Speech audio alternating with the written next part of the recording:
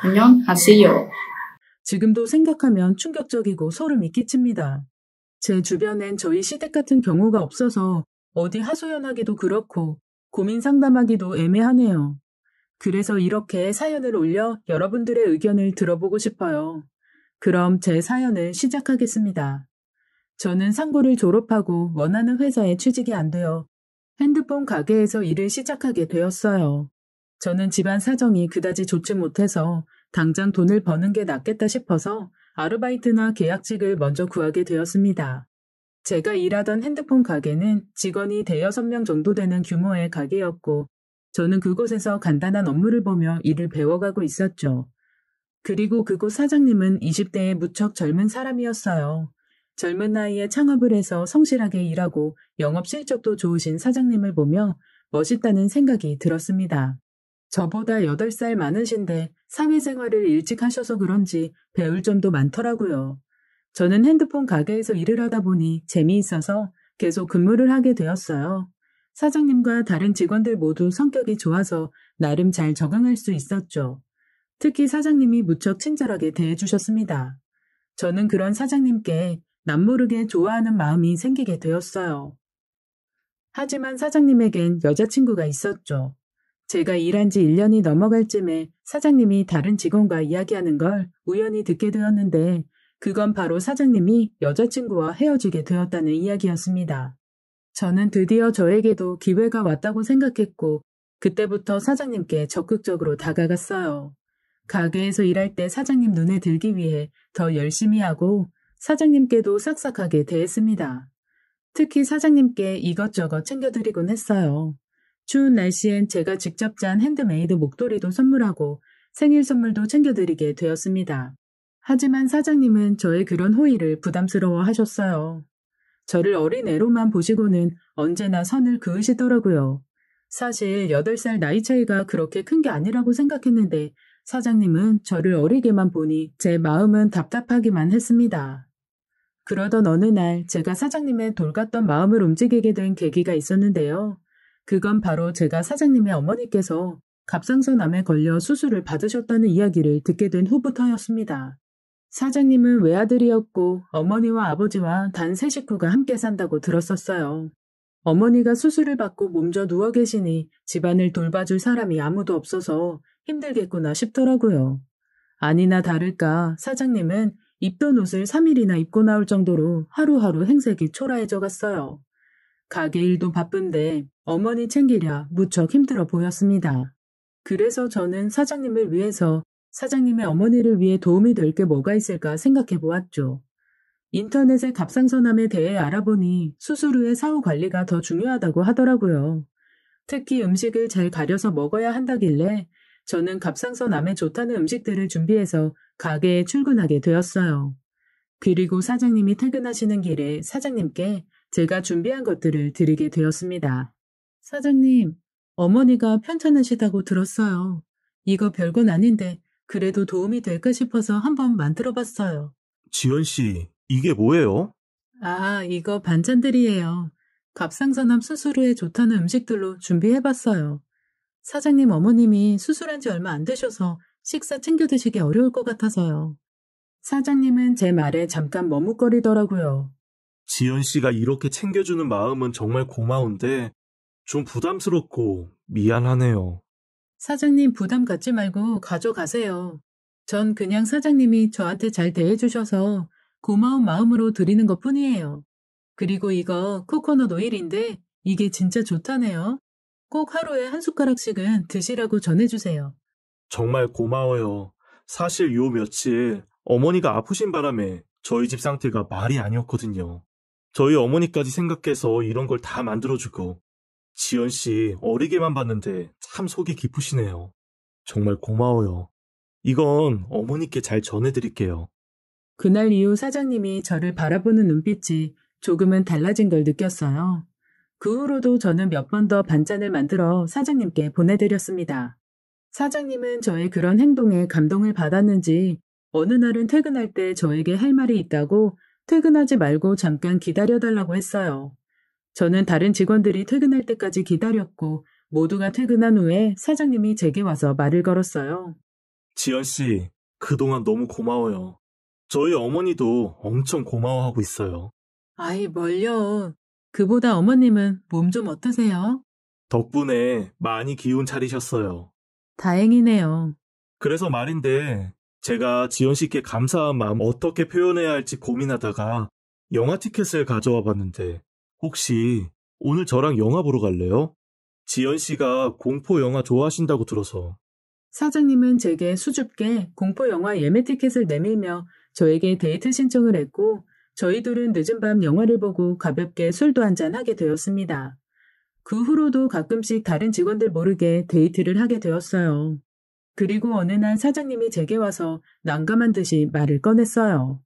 지연 씨, 저희 어머니께서 그동안 너무 고마웠다고 식사 한번 대접하고 싶으시다는데, 그건 좀 부담스럽죠? 어머님이 식사를요? 아니요, 전혀 부담스럽지 않아요. 초대해 주시면 감사한 마음으로 갈게요. 저는 그렇게 사장님의 집에 처음으로 놀러 가보게 되었어요.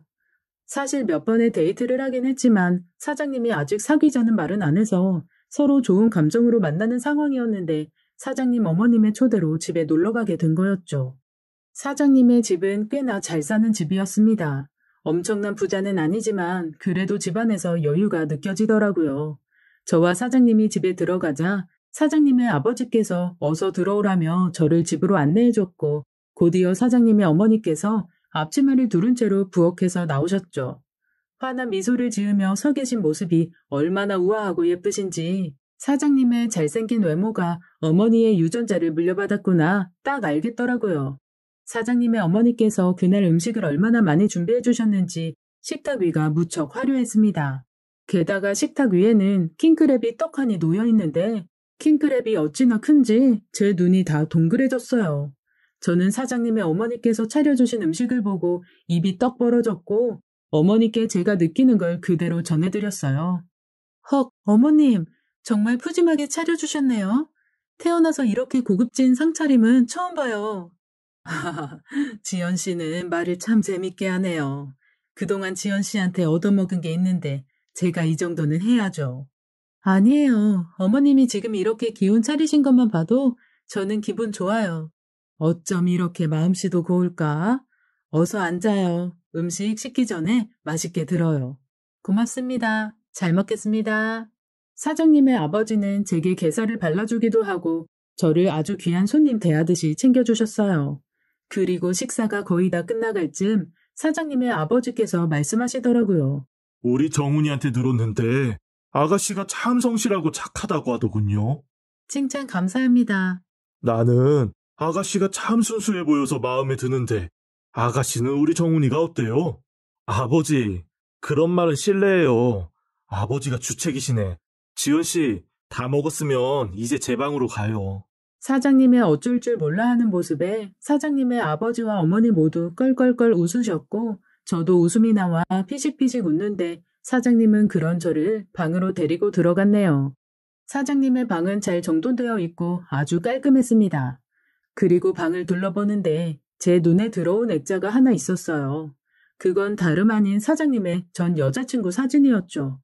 제가 그 사진을 본 걸 눈치챈 사장님은 당황해하며 사진을 서랍에 넣으며 말했네요. 아, 이게 아직도 있었네. 지연씨, 마음 상하게 할 생각은 아니었는데 엄마 일로 정신없다 보니까 이걸 치운다는 걸 깜빡했네요. 아니에요. 그런데 뭐 하나 물어봐도 돼요? 그럼요. 전 여자친구 분이랑은 왜 헤어지신 거예요? 아, 그게 그냥 마음이 안 맞아서 헤어진 거예요. 연인 사이에 헤어지는 게 달리 무슨 이유가 있겠어요. 지연씨, 그런데 이런 얘기는 좀... 우리 바람 쐬러 잠깐 나갈래요? 저는 그날 저녁 사장님의 부모님께 인사를 드리고 사장님과 소화도 시킬 겸 공원 산책을 하게 되었어요. 그리고 그날 저는 사장님께 정식으로 고백을 받게 되었습니다.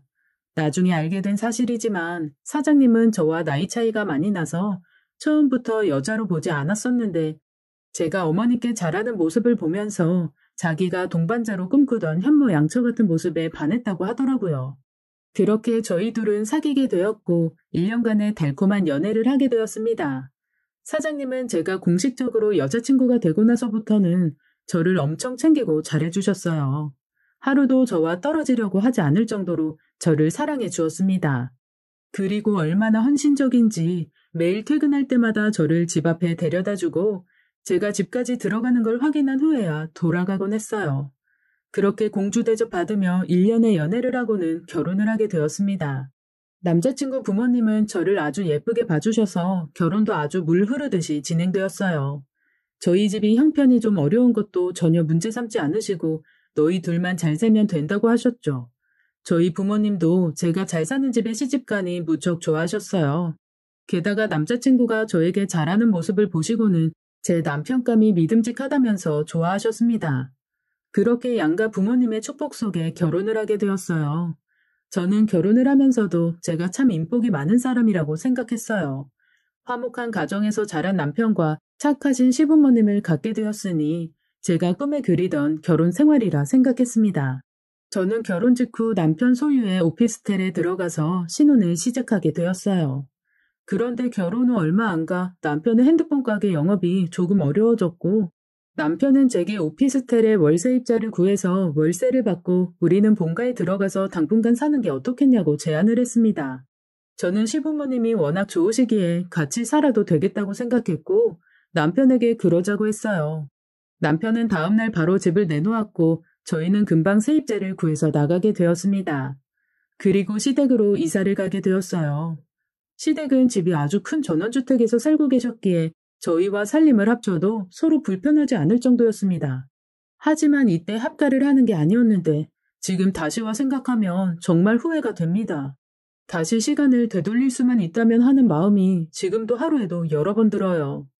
그동안 부부 사이가 좋아 보이시던 시부모님의 모습은 전부 진짜가 아니라는 걸 알게 되었어요.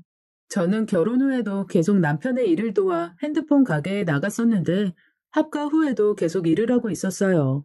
평일에는 아침과 밤 시간에만 시부모님들과 마주쳤기에 크게 부딪힐 일이 없었어요. 하지만 제가 쉬는 날엔 아무래도 시부모님과 함께 있는 시간이 많았습니다. 하루는 시어머니와 장을 보러 같이 마트에 가게 되었어요. 그리고 나오기 전에 시아버지께 마트에 다녀오겠다고 말씀을 드리고 나왔습니다. 그런데 나온 지 10분 정도 되었을 때 시아버지께서 시어머니께 전화를 했더라고요. 이제 마트 주차장이에요. 네, 알았어요. 라고 하고는 전화를 끊으시더라고요. 저는 시아버지께서 무슨 일이 있으셔서 전화를 하셨나 보다 하고 시어머니께 물었습니다. 아버님 왜요? 무슨 일 있으시대요? 아니다. 얼른 장 보고 들어가자. 그렇게 시어머니와 함께 열심히 장을 보고 있는데 또다시 시어머니 폰으로 전화가 걸려왔어요. 이번에도 아버님이 전화를 하셨더라고요. 그렇게 장을 보는 내내 5번 정도 전화를 받은 것 같아요. 제가 시어머니와 마트에 머문 시간이 1시간 정도였으니 거의 10분에 한 번꼴로 전화를 하신 거였죠. 저는 시아버지께 자꾸만 전화가 오길래 어머님, 아버님 무슨 일 있으신 거 아니에요? 그렇지 않고서야 이렇게 자주 전화하실 리가 없잖아요. 아, 그게 원래 평소에도 자주 전화하셔.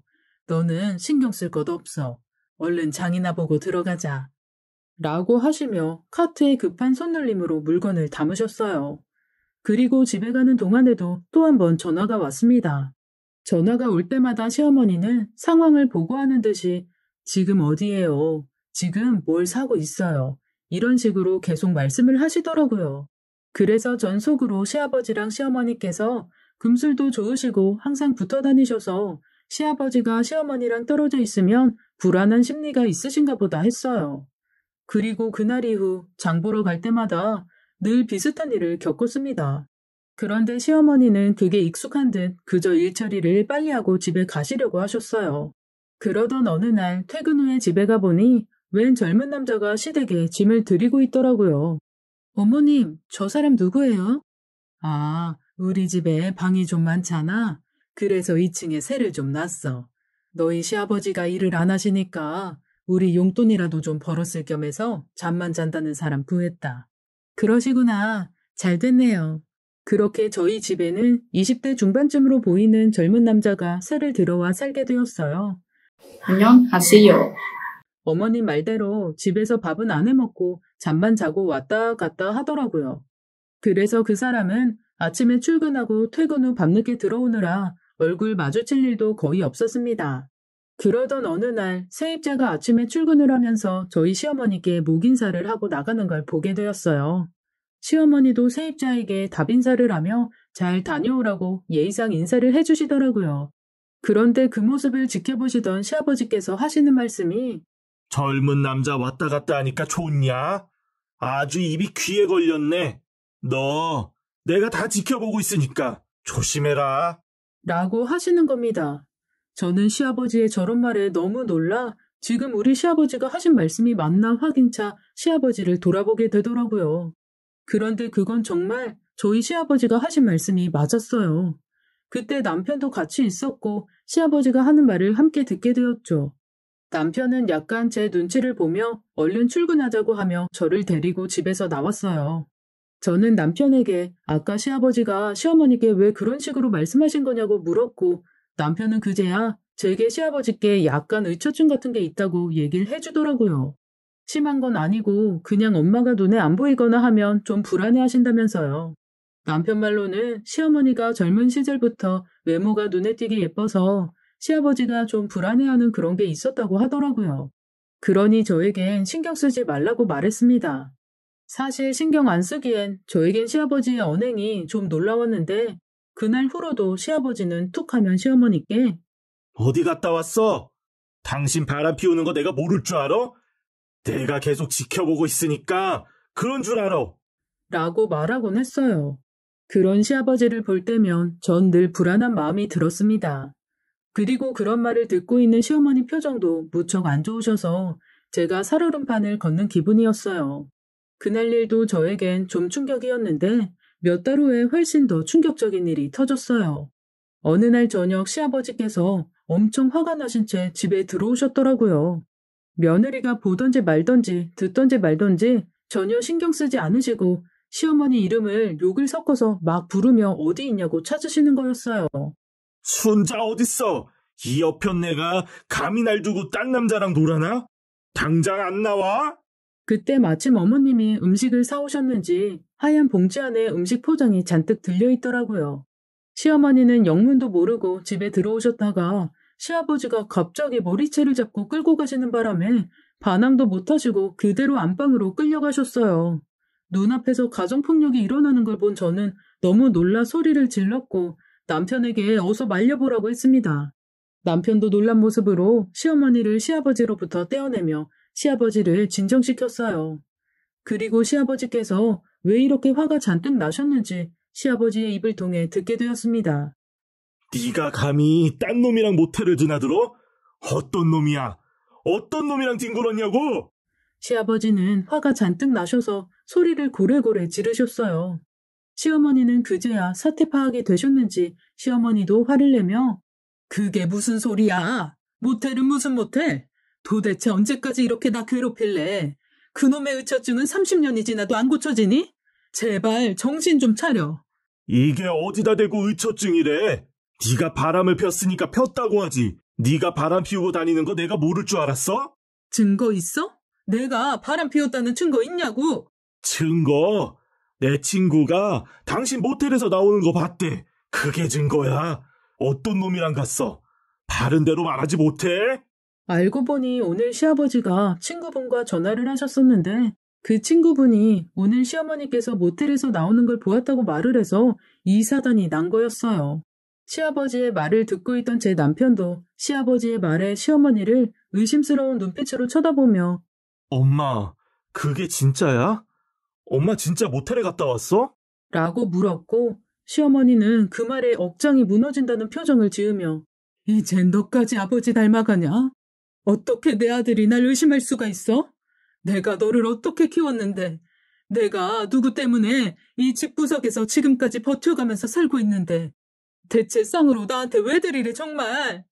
아버지 친구가 엄마 모텔에서 나오는 거 봤다고 하니까 그렇지. 아버지, 친구가 그렇게 말한 거 진짜 맞아요? 그렇다니까. 내가 친구놈 전화 받고 지금 화딱지가 나서 속에서 아주 천불이 난다. 그동안 네 엄마가 나 속이고 모텔 드나든 것만 생각하면 아주 배 죽이고 싶다고. 당신 그 친구 누구야? 지금 당장 삼자 되면 하자고 해. 당장 우리 집으로 오라고 하라고. 어디서 바람 피워놓고 큰 소리야, 큰 소리가. 내가 김씨 지금 오라고 할 테니까 딱 기다려. 제가 볼 땐 시어머니는 정말 결백을 주장하는 것 같아 보였는데 시아버지의 친구분이 시어머니가 모텔에서 나오는 걸 봤다고 하니 도대체 누가 맞는 말을 하는 건지 헷갈릴 지경이었죠. 그래도 전 우리 시어머니께서 그러실 분이 아니라고 속으로 믿고 있었어요. 시아버지께서 친구분을 집으로 부른 사이 저는 울고 계신 시어머니께 물을 떠다 드리고 진정시켜 드리고 있었습니다. 한 30분 정도 기다리자 시아버지의 친구분이 정말 집으로 오셨고 친구분을 본 시어머니께서 주방에서 달려나와 따지듯이 물었어요. 김 사장님, 오늘 제가 모텔에서 나오는 거 보셨다고 이 양반한테 말했어요? 그래, 김씨, 말해봐. 자네가 아까 나랑 전화할 때 우리 안사람이 모텔에서 나왔다고 하지 않았어? 뭐? 아니, 내가 언제 그렇게 말했나? 난 그렇게 말한 게 아니라 재수씨가 모텔 근처에 있는 거 봤다고 했는데 자네 대체 내 말을 어떻게 들으면 그렇게 와전해서 들을 수가 있어? 모텔 근처에서 봤다는 거지. 내가 언제 모텔에서 나왔다고 말했어. 이 사람 이거 큰일 날 사람이네. 재수씨, 미안해요. 내가 아까 이 친구랑 통화를 하는데 재수씨가 보이길래 재수씨 봤다고 했더니 어디서 봤냐고 다짜고짜 묻길래 눈에 보이는 게 모텔이라 모텔 근처에서 봤다고 했는데 크게 오해를 한 모양이네요. 김 사장님, 왜 하필 모텔 근처라고 말하신 거예요? 거기 상가 밀집 지역이라 다른 데도 많았을 텐데. 죄송하게 됐습니다, 재수씨. 나는 그냥 눈에 들어오는 간판 읽는다는 게 그만. 당신 이제 확인시켜줬으니까 의심 풀렸어? 도대체 이게 몇 번째야? 당신 옛날에도 우리 부모님 앞에서 이 난리 쳤었지? 그때 내가 뭐라 그랬어? 당신 한 번만 더 이런 식으로 사람 의심하고 바람 피우는 걸로 몰아가면 당신이랑은 끝이라고 했어, 안 했어? 상황 역전에 시아버지는 고개를 돌리고는 아무 말씀 못하셨어요. 그런데 무슨 생각이 드셨는지 다시 시어머니께 말도 안 되는 억지를 부리기 시작하셨습니다. 당신, 그런데 그 시간에 모텔 앞에 왜 서성거린 거야? 어? 김 사장이 모텔에서 나오는 건 못 봤어도 당신이 그 근처에 지나가는 거 봤다는데 거기서 대체 뭐 하고 있었어? 바람 피우고 있었으니까 거기 서 있었던 거 아니냐고. 야, 이춘식이 이 망할 놈아. 네 먹으라고 감자탕 사러 갔다 왔다. 이거 안 보여? 가서 직접 확인해봐. 그 근처에 이 감자탕집 있나 없나? 시아버지는 시어머니의 반격에 눈을 요리조리 돌리시며 할 말을 막 찾는 게 보였어요. 바람 피우는 거 안 걸리려고 감자탕 사온 거 아니야? 모텔 들어갔다 나오면서 일부러 근처 식당에 들어서 사온 거 아니냐 이 말이야. 그 말에 시어머니는 무언가 단념한 듯한 표정으로 시아버지를 쳐다보셨고 그대로 짐을 싸시기 시작하셨어요. 시아버지는 시어머니가 짐을 못 싸게 말리시고 밀치시길래 저와 남편이 시아버지를 막아 세웠습니다. 순식간에 캐리어에 짐을 싸신 시어머니는 그대로 집을 나가버리셨고 저와 남편이 말릴 새도 없이 시어머니는 차를 끌고 사라지셨어요. 시아버지는 끝까지 자기 잘못 인정 못하시면서 시어머니가 바람 피운 게 맞다고 계속 우기셨죠. 그 후로 시어머니는 계속 집에 들어오시지 않으셨어요. 그리고 저희 가족 누구의 연락도 받지 않으셨죠. 시어머니께서 나가신 지 일주일 정도 지났을 무렵 제가 일하고 있는 중간에 시어머니께 연락을 해보았는데 다행히 시어머니께서 연락을 받으셨고 저는 가족들 몰래 시어머니를 만나러 가게 되었어요. 시어머니와 만나기로 한 커피숍에 가보니 시어머니는 이미 와 계시더라고요. 시어머니는 며칠 사이에 조금 수척해지신 걸로 봐서는 스트레스를 많이 받으셨나 보다 싶었어요. 어머님, 일주일째 연락도 안 받으시고 얼마나 걱정했다고요. 어디서 어떻게 지내고 계신 거예요? 지연아, 내가 너한테 정말 미안하다. 며느리한테 이런 꼴 보인 것도 너무 민망하구나. 너도 그날 봐서 알겠지만 너희 시아버지가 나 결혼한 순간부터 저렇게 의처증으로 나를 괴롭히더니 30년이 지나도 고쳐지지가 않네. 고쳐지기는커녕 훨씬 더 심해졌어. 어머님, 그동안 정말 많이 힘드셨겠어요. 아버님, 정말 너무하세요. 이렇게 정숙하고 착한 아내가 어디 있다고 어머님한테 그렇게 대하실 수가 있는지. 솔직히 어머님 밖에서 고생하시는 것 같아서 집에 들어오라고 말씀드리고 싶어도 아버님 생각하면 어머님한테 들어오시라고 강요도 못하겠어요. 그래, 너라도 내 맘 이해해주니까 그래도 좀 낫구나. 내가 널 이렇게 따로 보자고 한 건 너한테 해줄 이야기가 있어서야. 그렇게 저는 한동안 커피숍에서 시어머니의 이야기를 듣게 되었어요. 그리고 그날의 만남은 비밀로 한 채 집에 들어가게 되었습니다. 시아버지는 저와 남편을 닥달하며 시어머니랑 연락을 해보라고 하셨지만 시어머니는 전화를 받지 않으셨어요. 나중에는 시아버지께서도 자기 잘못을 인정하시는지 저와 남편에게 시어머니랑 연락이 닿으면 자기가 잘못했다고 전해달라고 간절하게 부탁을 하시더라고요. 시어머니가 집을 나가신 지 2, 3주 정도 되었을 때 시아버지 앞으로 등기가 하나 왔어요. 시아버지는 이게 뭐지 하는 표정으로 우편물을 뜯어보셨는데 그 안에는 시어머니께서 보내신 서류들이 들어있었습니다. 그 서류에는 협의 이혼 의사 확인 신청서라고 쓰여 있었어요. 그리고 시어머니께서 보내신 편지도 함께 동봉되어 있었습니다.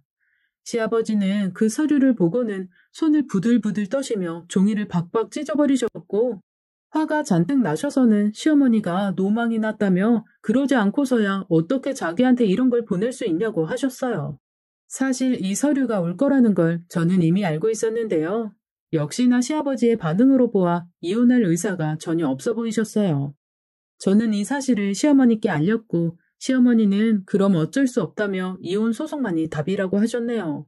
그렇게 시어머니는 결국 오랜 기간 동안 시아버지의 의처증으로 인해 이혼 소송을 제기하게 되셨어요. 시아버지는 끝까지 협의 이혼 안 해주시고 결국 소송을 통해 이혼을 하게 되었어요. 하지만 끝까지 시아버지는 시어머니가 바람이 나서 이혼하는 거라고 철석같이 믿으시더라고요. 남편도 저도 아버님의 생각에 혀를 내두를 뿐이었어요. 그동안 시어머니께서 이런 시아버지를 참고 산 이유는 역시나 딱 한 가지 이유 때문이었어요. 그건 바로 제 남편이었죠. 아들을 이혼 가정에서 자라게 하고 싶지 않아서 시어머니 혼자 모든 고통을 감내하신 거였어요. 그리고 제 남편이 저와 결혼한 후에는 미련 없이 이혼할 일이 생기면 이혼 진행을 해야겠다고 마음을 먹고 계셨다네요. 그러면서 그날 만났을 때 저에게 이런 이야기들을 하며 저에게 미안하다고 얘기를 하셨습니다. 저는 시집 온 지 얼마 안 되어서 이런 큰일을 겪으니 좀 충격이긴 했는데 그래도 시어머니께서 시아버지를 벗어나 혼자 사시는 게 오히려 집안 분위기도 더 낫고 어머님께도 좋겠다는 생각이 들어서 어머님을 많이 응원해 드렸네요. 그렇게 시어머니와는 종종 연락을 하며 남편과 저랑 따로 밖에서 만나기도 하며 지내게 되었고 만날 때마다 시어머니의 표정은 한결 편안해 보이셨어요. 반면 시아버지는 매일 불만 많으신 표정으로 하루하루를 지내셨습니다. 때로는 조금 처량해 보이시기까지 했어요. 그렇게 어머님과 아버님이 이혼하신 지 1년 정도 지났을 무렵 시아버지도 어머님 없는 생활에 적응하며 지낸다고 생각했습니다. 그리고 그 사이 세입자는 저희 집 무거운 분위기를 눈치채고는 월세 연장을 하지 않고 나가버렸고 그 당시 저는 임신을 해서 아이를 뱃속에 품게 되었어요. 임신 후에도 계속 일은 할 수 있어서 남편 가게에 출근을 하게 되었습니다. 하지만 남편은 너무 무리하지 말라면서 저에게 주 3일만 나와서 일하라고 했어요. 그리고 평일에는 태교도 하고 좀 쉬라고 했죠. 그렇게 주 3일씩 일하기로 한 지 얼마 안 되었을 때 저에게 너무 충격적인 일들이 일어나기 시작했어요. 그날은 제가 집에서 쉬는 날이어서 집에서 지내다가 남편 가게에 간식 좀 싸다 주려고 나가는 길이었죠. 제가 현관에서 신발을 신는데 시아버지께서 방에서 급히 나오시더니 저를 무서운 눈으로 노려보시며 말씀하셨어요. 넌 어딜 자꾸 싸돌아다니냐? 너도 혹시 바람났냐? 네? 아버님, 그게 무슨 말씀이세요? 너도 조심해라. 내 아들 놔두고 바람 피우면 내가 아주 요절을 내줄 테니까. 저는 아버님의 갑작스런 말에 너무 놀라 대꾸도 제대로 못했어요. 그리고 시아버지가 저를 무섭게 노려보시는 게 너무 무서워서 후다닥 집을 나와버렸습니다.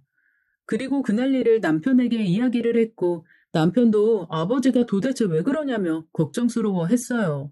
여보, 나 아버님 좀 무서워. 알았어. 내가 아버지한테 얘기해 놓을게. 걱정 마.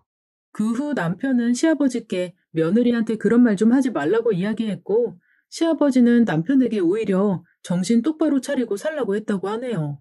제가 바람 피우지 않게요. 그 후로 남편이 더 화를 냈는데 시아버지는 아무 대꾸도 하지 않으셨다고 하더라고요. 그래도 남편의 말이 효과가 있었는지 며칠간은 시아버지께서 저에게 그런 말은 안 하셨습니다. 이젠 좀 알아들으셨나 보다 하며 지내던 어느 날 시아버지가 한참을 세탁실에서 나오시질 않더라고요. 평소에 빨래는 제가 다 맡아서 하는데 시아버지가 세탁실에서 나오시질 않으니 이상한 생각이 들었어요. 아버님, 거기서 뭐 하세요? 뭐 찾으세요? 라며 아버님이 손에 들고 있는 게 뭔가 하고 보게 되었어요. 그런데 아버님 손에 들린 그것을 보고 저는 경악을 금치 못했네요. 그건 다름 아닌 바로 제 속옷이었어요. 그것도 빨래하려고 내놓은 속옷이었죠. 저는 그걸 보자마자 소리를 지르며 아버님, 이게 지금 뭐 하시는 거예요?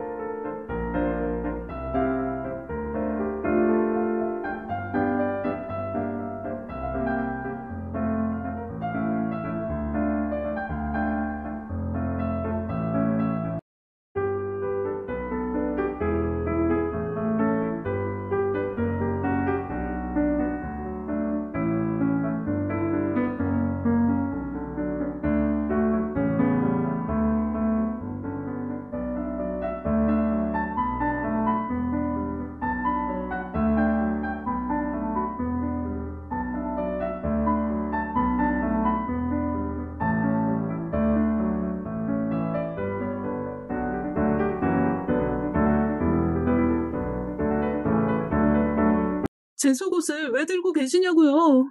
너 바람 피우는지 확인하는 거다. 내가 너희 시어머니도 이걸로 증거 여러 번 찾았어. 정훈이가 너 만나기 전에 만나던 처자도 내가 다 확인하고 증거 찾았어. 내가 증거 잡는 데는 아주 선수다. 그러니 너도 몸가짐 똑바로 해. 내가 다 지켜보고 있으니까. 저는 너무 충격을 받아 대꾸도 안 하고 핸드폰을 챙겨 집을 나와 바로 남편에게 연락을 했어요. 여보, 아버님 이상해. 빨리 집에 와. 그게 무슨 소리야? 아버지 어디 아프셔? 아프신 정도가 아니라 더 심해. 하여튼 빨리 오라고. 남편 가게에서 집까지 도보로 10분 정도 거리여서 남편은 금방 집으로 들어왔어요. 무척 놀란 표정으로 무슨 일이냐는 남편에게 세탁실로 가보라고 했습니다. 그리고 남편도 그 현장을 목격했는지 시아버지 손에 들려있던 제 팬티를 빼앗으며 시아버지를 세탁실에서 끌고 나왔어요. 그 후로 남편은 사태의 심각성을 알았는지 다음날 바로 동네 정신과 병원을 찾아가게 되었습니다. 의사의 말에 의하면 시아버지가 의처증 있는 상태에서 조현병이 생겼다며 환각과 환청으로 인해 며느리를 의심하고 계신 것 같다는 진단을 내려주었어요. 결국 시아버지는 그날부터 치료를 시작하게 되었네요. 그리고 저는 남편에게 전 여자친구와 헤어진 이유를 다시 한번 추궁하게 되었어요. 알고 보니 시아버지가 그 전 여자친구를 미행하며 바람 피우는지 확인하고 다니는 바람에 여자친구가 학을 떼고 떠난 거라고 하더라고요. 그 여자친구가 박차고 나간 자리를 제가 좋다고 들어온 꼴이었죠. 참으로 다행인 건 제 남편은 멀쩡하다는 거예요. 비록 아버님의 이상한 행동들이 병 때문이라지만 지금 생각해도 너무 소름 돋고 무섭네요. 약을 드셔서 그런지 지금은 꽤나 정상적으로 생활하고 계세요. 그리고 저를 의심하는 등의 이상한 행동도 안 하시고요. 참 다행스러운 일이긴 한데 저는 한편으로 걱정도 되고 그럽니다. 혹시 남편도 저렇게 될까봐 마음속으로 은연중에 걱정되는 마음이 생기네요. 지금은 아버님이 치료 시작한 지 한 6개월 정도 시간이 지나서 저희 가족은 잘 지내고 있어요. 그리고 저도 그 사이 출산을 앞두고 있네요. 저는 남편에게 출산하고 나면 분가를 하자고 요청을 했어요. 솔직히 조현병이신 아버님이 계신 집에서 아기를 키우는 게 염려스러운 건 어쩔 수 없네요. 남편도 알았다고 하긴 했는데 제가 볼 땐 남편은 아버지가 걱정돼서 같이 살고 싶어 하는 눈치네요.